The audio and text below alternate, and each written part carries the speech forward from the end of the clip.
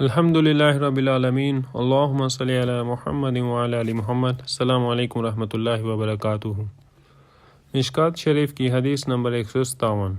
رسول اللہ صلی اللہ علیہ وسلم نے فرمایا، اللہ نے مجھ سے پہلے جس نبی کو مبعوث فرمایا تو اس نبی کے اس کی امت میں کچھ معاون اور کچھ عام ساتھی ہوتے ہیں۔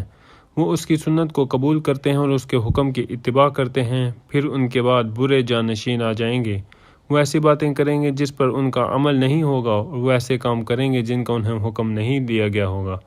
پس جو شخص اپنے ہاتھ کے ساتھ ان سے جہاد کرے گا وہ مومن ہے، جو شخص زبان کے ساتھ ان سے جہاد کرے گا وہ مومن ہے، اور جو دل سے ان سے جہاد کرے گا تو وہ بھی مومن ہے، اور اس کے بعد رائی کے دانے کے برابر بھی ایمان نہیں۔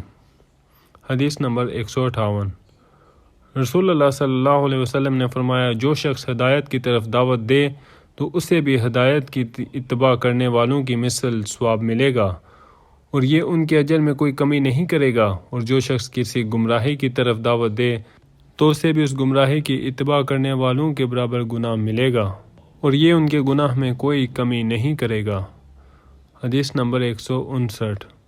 رسول اللہ صلی اللہ علیہ وسلم نے فرمایا، اسلام اجنبیت کے عالم میں شروع ہوا اور عنقریب اسی حالت میں لوٹ جائے گا جیسے شروع میں ہوا، پس اجنبیوں کے لیے خوشخبری ہے، یعنی جنہوں نے اسلام کی ابتدائی دور آخری دور میں اسلام کا ساتھ دیا۔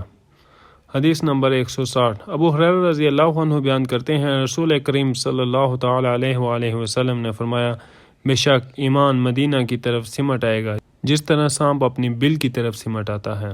جزاکم اللہ خیر۔